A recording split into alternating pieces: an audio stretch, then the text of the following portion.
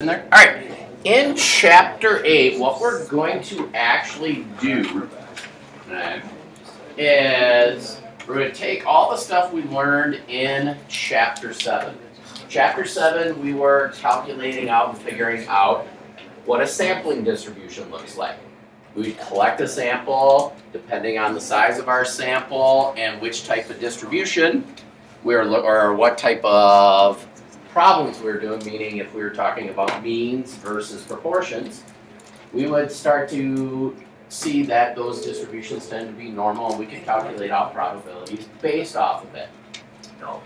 What we now can do is, what we like to try to do in chapter 8 is, all right, let's go ahead and start to collect samples from our population, use those samples to make judgments about a population. These are actually done quite a bit in the public these days. It's great that we're getting close to an election year. Right? Both the Democrats and the Republicans have their nominees for presidents. They've been having their debates. The Iowa caucus is only about 7 years away. I'm kidding. About a month away now. And they come out with polls all the time. Carter. Someone called my grandma last night. I was at my grandma's. Someone called about Hillary Clinton. She goes, "No, I'll tell you right now, I'm voting for Trump." Okay. I hung up on him. So they're already out there doing full phone polling and asking your opinions on who you would vote for. Okay. Chapter 8 is going to take a look at how are those polls actually determined. When you see on CNN or on whatever news station, it's through CNN because they tend to do a lot of polls, okay? You'll see, certain candidates, okay? Whether it's Donald Trump or it's Hillary Clinton, okay? Or Ted Cruz, Bernie Sanders, okay? Those are just 4 names out there. You'll get an idea, they'll put out there the percentage of people who say they would vote for that particular candidate. The question is, where are they getting that number from? And how accurate is that actual number? That's what chapter 8 is going to be all about. Okay? So we start off here by talking about a point estimator. And it's just simply a statistic that's going to give us an estimate of the population. So what they do is they'll go out and survey people and we'll get, the percentage in our sample and we'll use that, okay, to describe the population or our point estimate, okay? It's a single estimate of the population, parameter. I hate it when it does that. I do that all the time and I thought I had it on pen, but I did. Okay? So one of the things that you'll want to be able to do is to basically determine what you would use for the point estimate. So to give you some examples here, this first page we have a whole bunch of them here. Okay? So it says, in each of the following settings, determine the point estimator you would use and calculate out the value of the point estimate. Okay? So we're going to determine what we're going to use and then we're actually going to calculate it out. Okay? And this represents basically our best guess.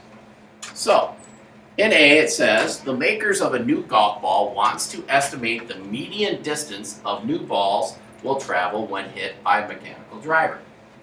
They select a random sample of 10 balls and measure the distance each ball travels after being hit by a mechanical driver. Here are the distances in yards. What are we trying to estimate here? What statistic? Okay, distance measured by the,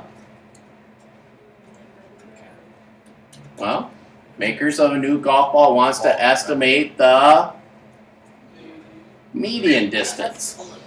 So we want to find the median distance. Well, median, how do we find median? Median where's that located? In the middle. Is our data in order? No, so let's list it in order. So the least distance I think is 282. Then let's see here, we have a 284 and a 284. Then we have, looks like 1, 2, actually 3 of them. That's why I like to cross them out too. 1, 286. 287. 288. And a 290. So the median is in the middle. So I have a total of 10. So if I count 5, 1, 2, 3, 4, 5, the median should divide it into 2 equal groups of 5. So the median is the average between these two distances. But what's nice about that is those two distances are the same.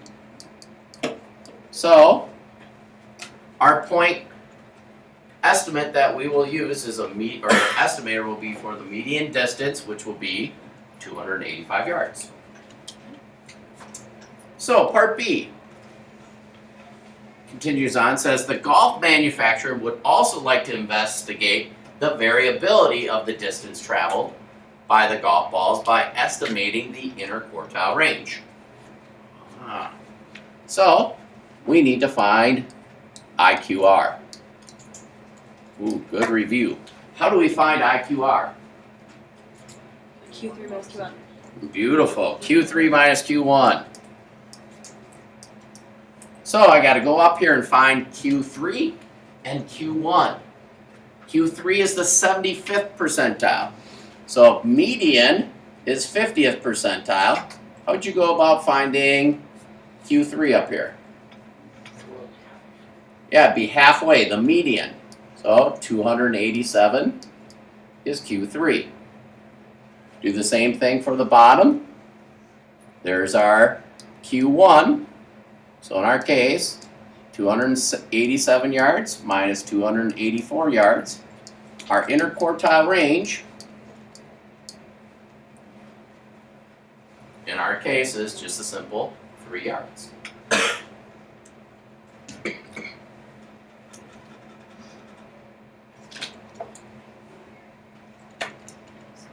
All right, C.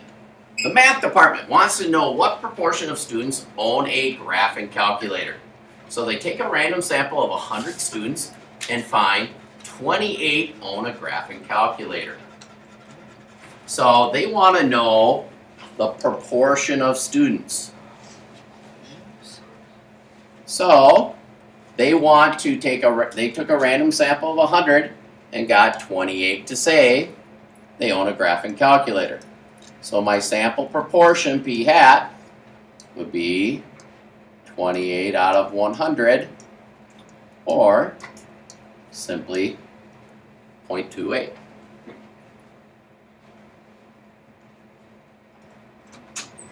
Right now, take a minute and try letter D.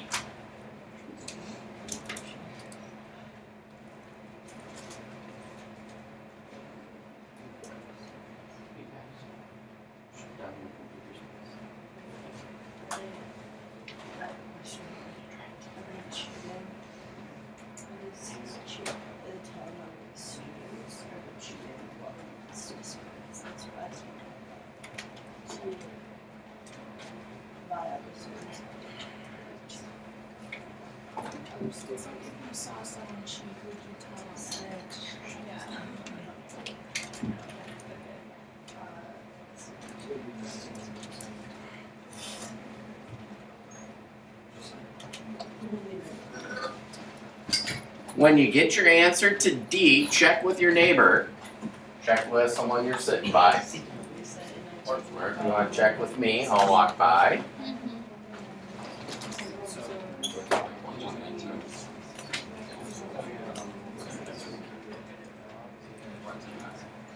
So it should be, you did the whole out of the part, with the proportions gotta be the other way. Oh, guys.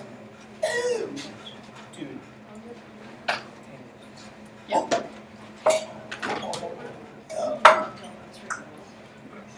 Oh, I used to work in a donut shop. You know how dangerous that is? Hey, oh my God, it's Ronnie St. Clair. 100 pounds heavier. Do you like gain weight? Oh, I gained so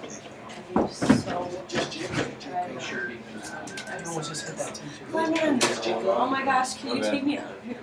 Hi, Miss Kleiman. I'm looking for my friend Zach Myers. Is he in here? No. He's in second block. Can I have meditating classes? Denied. How are peeps doing? They're doing wonderful. Excellent.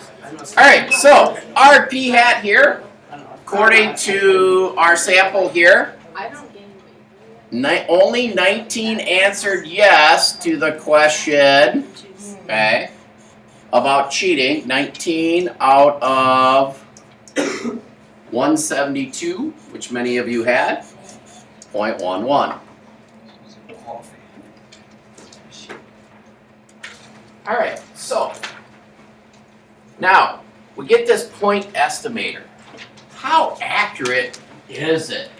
How good can it be? Let's go on to the next page, and we're gonna do a little activity together. Woohoo! Okay. Activity. So it says up here it says example the mystery mean. Okay. Because what we're doing right now is we took a sample and we're using that and we're going to say that's the population. But in reality, we're not sure, or we don't know for sure if that mean is 100% our sample gives us the exact result. We know that, in essence, some variability could occur.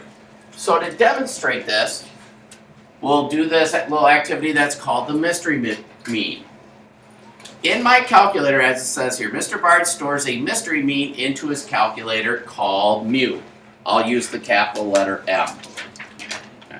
So, I've actually put a number already in my calculator for M. We're going to see if we can figure out what M is by simulating random samples. So, what we're going to do, and again, remember that mu represents our true population mean. So what we're going to do is we're going to simulate using our calculator, and we're going to tell our calculator to take simple random samples of 16.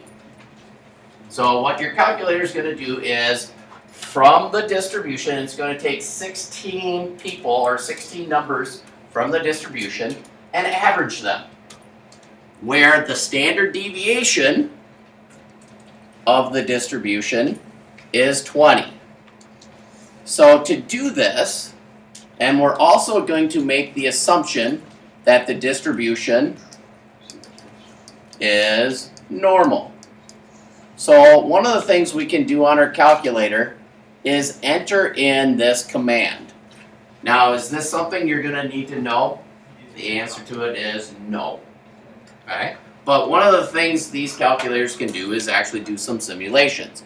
What it's going to do is it's going to take the mean of a random normal distribution, meaning it's going to randomly generate numbers under a normal distribution using my mystery mean, where the standard deviation is 20, and it will use 16 total samples.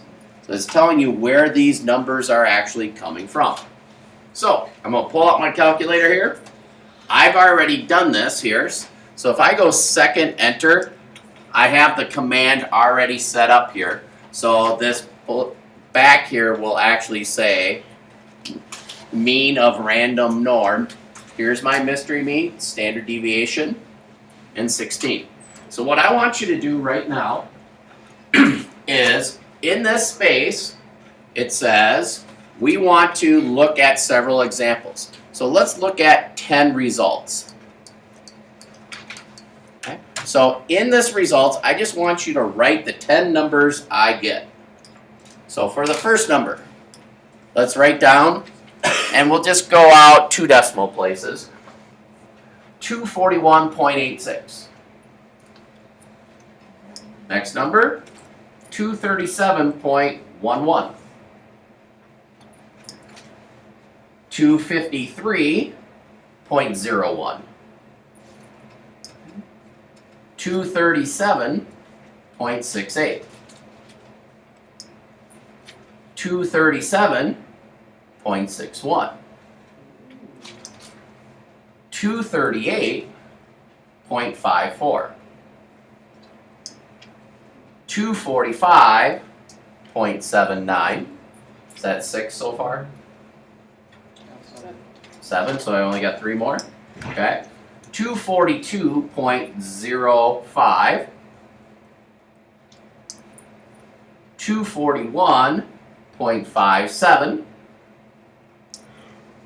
242.07. Wow. You had 2 that were really, really close to each other. Interesting. Alright, so we have our 10 numbers. So you should have your results right here. Okay. So now, looking at those 10 results, right now, make an educated guess what the mystery mean is. 240. Well, write your number in that spot.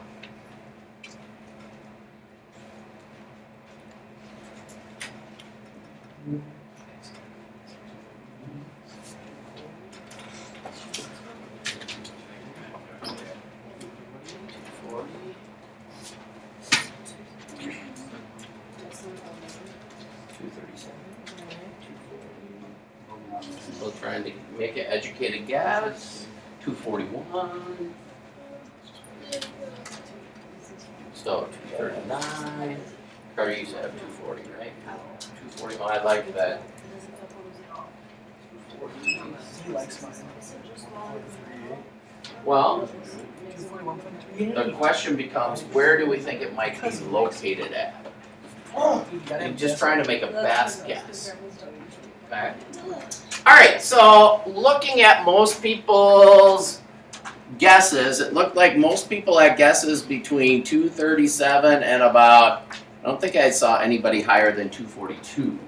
I could be wrong. I'm just trying to remember exactly. You guys want to know what the mystery mean is? Yeah. All right.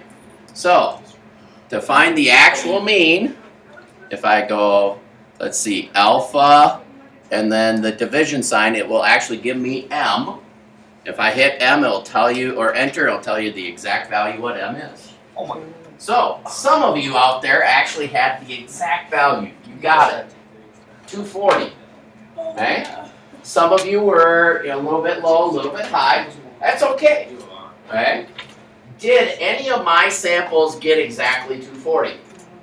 No. Were some pretty close? Yeah. Some, were any really way off? Which one was way off? Okay, we got one that was 253, which was off. And it was off by a considerable amount. Well, the question becomes, how do we go about measuring that amount being off? Okay? So this leads us to what we call confidence intervals. Okay? We're going to actually come up with an interval, not just a number, but an interval where we believe the true parameter we're trying to find lies in. I think of it kind of like, how many of you like to go fishing? Anybody? Not a single person in here that fishes? Okay, one. A little bit, no one is a walleye fisherman, northern, Yeah. bass, I like salmon fishing. salmon fishing, okay. So, when you're catching a big fish and you're reeling it in, what do you usually use to get it in the boat? Sharks. Well, salmon's actually. A net, okay? I think of a confidence interval as like a big net, okay? So, what we're trying to do is use that net to capture the true mean. So when we look at confidence intervals, they actually have 2 parts to them, okay? So when we calculate out a confidence interval, this is what makes up the 2 parts. You have what's called the estimate And then you have this plus minus, this what we call our margin of error. So it starts to account for the variability. So when we see the polls on the news, and they start to, when we get closer to the actual presidential election and we're down to 2 candidates, they'll actually give, what percent will support candidate A and what percent will support candidate B. And then in the poll, sometimes they will actually tell you, or they'll at least show it to you on a screen, a margin of error. They'll have this plus minus number somewhere. Might be 3%, 4%, 5%. It all depends on really the size of the sample. And we'll talk more about that. Okay? So, what happens and what we want to do is talk about how do we go about finding this margin of error. So, the first thing a confidence interval has to have, okay, is a confidence level. Okay? Okay? Basically, it tells you the overall success rate of your confidence intervals. Think about it this way. Okay? If I throw out a high percentage, give me a high percent. 98. 98%. I heard 98%. If I wanted to do a 98% confidence interval, what that 98% represents is that if I were to do many confidence intervals, thousands upon thousands of confidence intervals, 98% of my confidence intervals will capture the true mean that I'm trying to get. So it's telling you basically the percentage of accuracy of all your confidence intervals. Okay? And that's kind of the key piece. It's the percentage of all possible samples that will capture the true parameter. Okay? Now, when we go about thinking about this particular confidence interval, okay, we have to think about, well, how does it look like? Well, we start off with our point estimate. So like on the mystery mean up top, what we would do is we would start off with a X bar value. And then what we want to do is add some value to it and subtract some value from it to get this interval.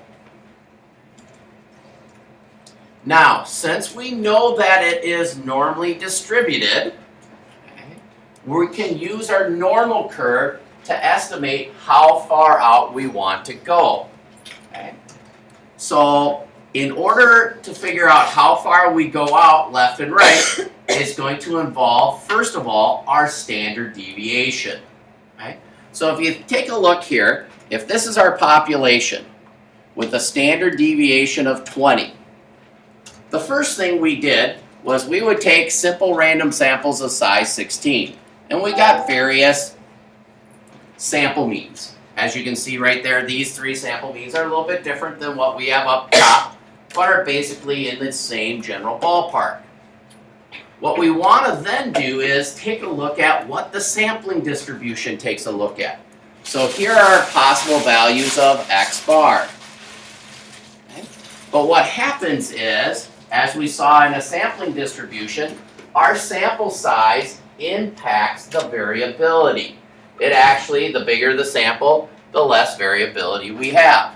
So you can see here with my sample mean, I took my standard deviation of 20 and divided it by the square root of 16. That's where the 5 is coming from. That's my standard deviation. Okay? Now, if you flip to the next page, we'll continue these descriptions. But now what we want to do is say, all right, what type of interval level do we want? For instance, if I say 95% confidence interval, I want to be within 95% of our mean. Okay? So what it's like saying here is, all right, here's our sample mean, x bar, and I want to include all the possible sample means that include the middle 95% of scores. Now if I think about 95%, and I go back to way back in chapter 2, the question becomes, how many standard deviations do I go to the right, and how many standard deviations do I go to the left? Is that like almost? You remember this rule? 95, 99.7, 1 standard deviation, 2 standard deviations, 3 standard deviations. So if I'm looking at a 95% confidence interval, we're going to pick to be approximately 2 standard deviations away from the mean to the right and to the left. So if I think about this, my standard deviation again from the previous page was equal to 5. So I was going 20 divided by the square root of 16. So now what I'm going to do is I'm going to go 5 times 2 and 5 times 2 in both directions. So in essence what I'm going to be doing is I'm going to be adding, taking the mean and adding and subtracting 10 to my point estimator. So I'm taking 240.79 plus or minus 10. So that confidence interval would be 230.79 to 250.79. And this second one here would be 236.06 to 256.06.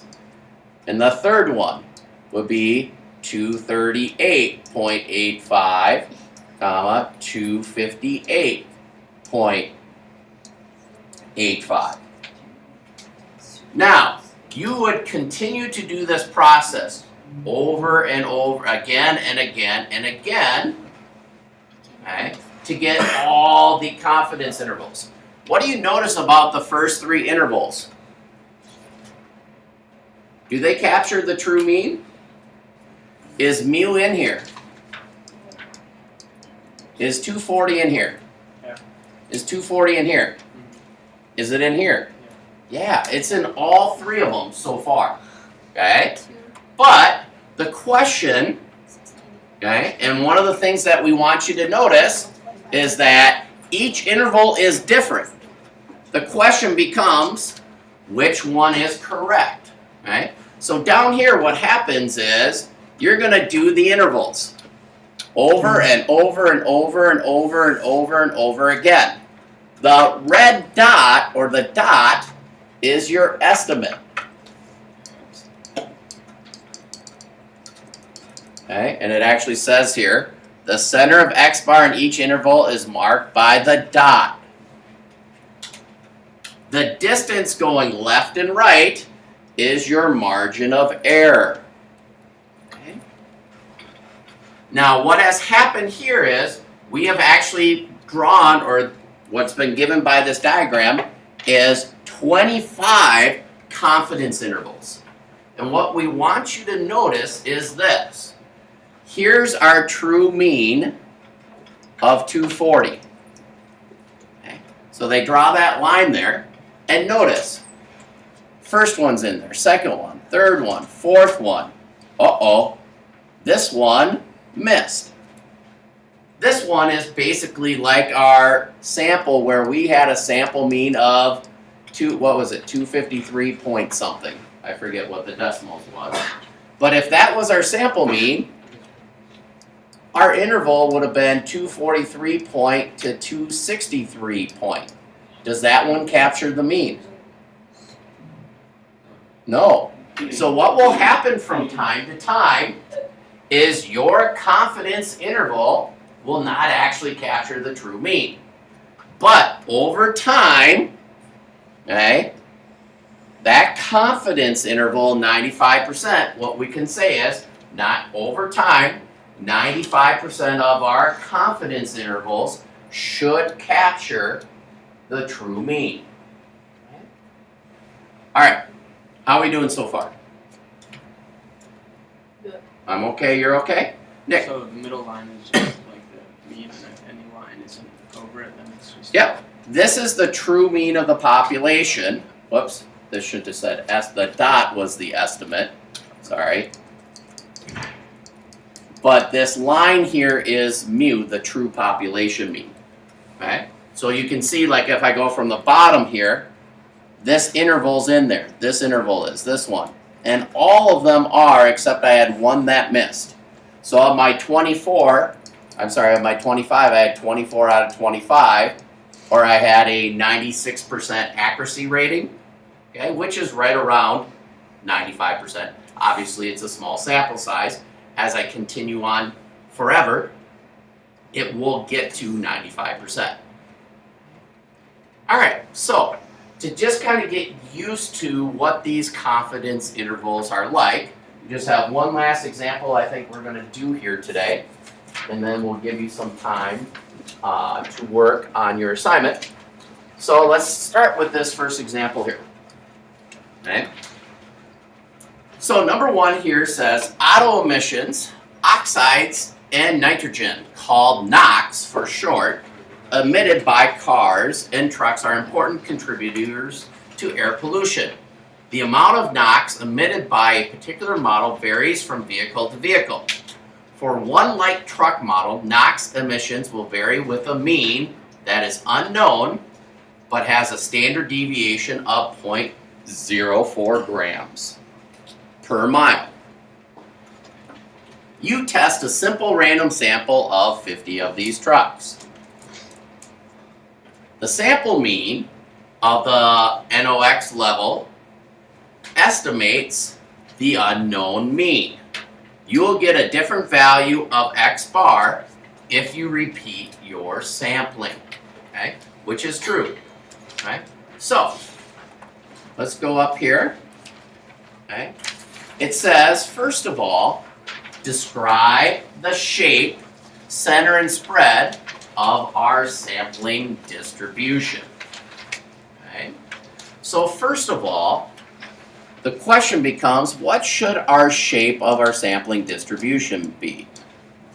Well, what was our sample size? 50. Now notice how this is a mean. Okay? So since we're talking about a mean, if we remember back from chapter 7, central limit theorem tells us that it's normal if n is greater than or equal to 30. So our shape will be approximately normal since n equals 50, which is greater than or equal to 30 according to the central limit theorem. So that central limit theorem comes and helps us out quite a bit. So now our center, well, the mean of our sampling distribution should equal the mean of the population. We don't know what it is, so we're just going to leave it at mu.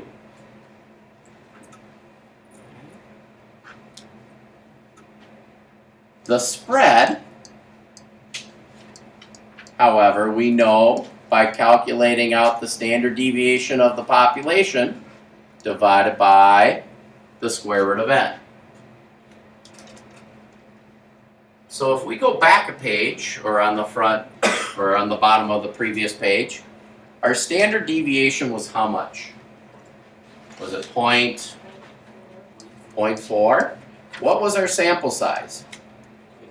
50. Let's take a second and calculate this out.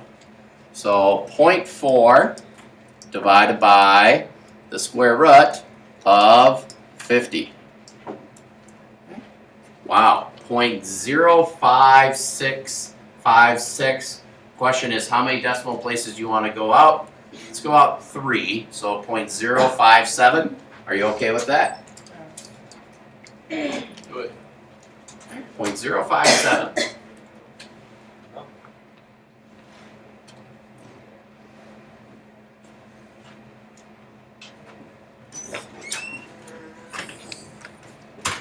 So now, we have our shape, center, and spread. So in part B says, sketch a sampling distribution, or sketch the sampling distribution of X bar. Mark the mean values of 1, 2, and 3 standard deviations on either side of the mean. Okay? So, here's our sampling distribution, making it kind of big here. So we don't know what our mean value actually is. So here's our mean. I want to go 1, 2, and 3 standard deviations to the right, and 1, 2, 3 standard deviations to the left. So I'm just going to be adding 0.057 each time. So this is going to be the mean plus 0.057. Then this is going to be the mean plus, so now I got to add 2 of them. So I think it's going to be 0.114. And then the next one will be the mean plus 0.171. What's nice is these numbers, how are these numbers related to these? It's just the minus, you got it.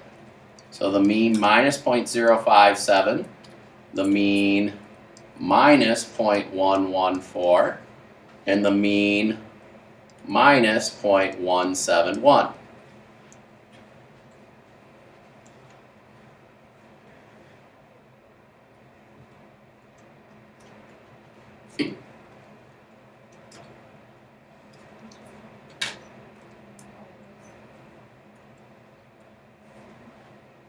How are we doing so far? I'm okay, you're okay? Alright, so now, according to the 68, 95, 99.7 rule, about 95% of the values lie within the distance m of the mean of the sampling distribution. What is m? So what is that distance? How long is it from here to here?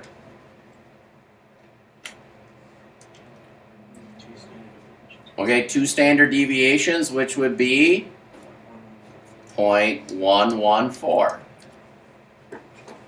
So now it says shade the region on the axis of your sketch that is within m of the mean. In essence, what we've got here, think about it like this. Here's starting our confidence interval.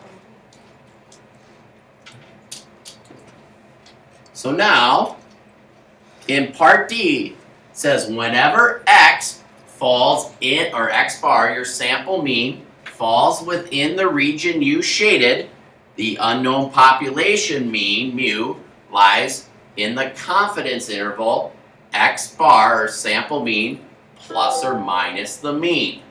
For what percent of all possible samples does this interval capture? Well, what did we set it at? What rule did we use? Or how many standard deviations did we go out? 2, which should capture what percentage? 95%. Okay.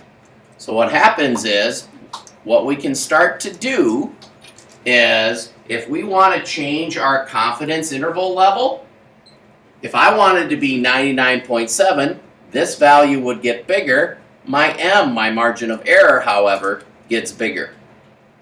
Likewise, if I wanted to only be at 68, I could get smaller, okay? But I'm only capturing the true mean, or my percentage of capturing it gets smaller. Okay?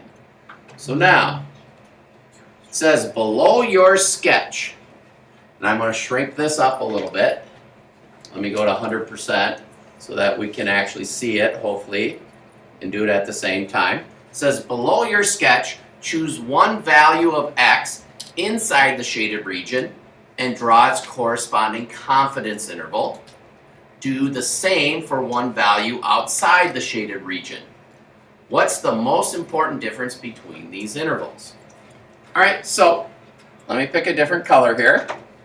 So I'm going to pick an x bar inside. So maybe right here. There's my first x bar. Okay? So if I do my interval, and I'm guesstimating this a little bit, okay? And then this would go out to about right here. So that's the first one, and that was the inside one. And I'll pick yet a different color. Let's see, let's go with, should I go with like hot pink here? Yes. Let's pick one that's outside it, so I'll be right here. Whoops, didn't switch colors for me. Oh, come on. There we go. We'll pick this one right here. 2 standard deviations that way, 2 standard deviations that way. There's my x bar.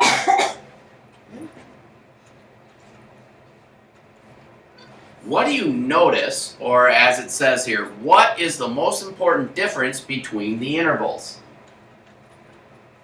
One's inside.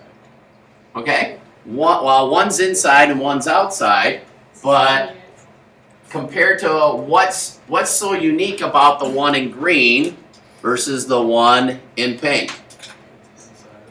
Okay? It's not only inside, but what's inside this interval? Mean. The true mean. If I look here, here's my true mean. This one captured it. Okay? So the inside one, or the inside value of x bar captures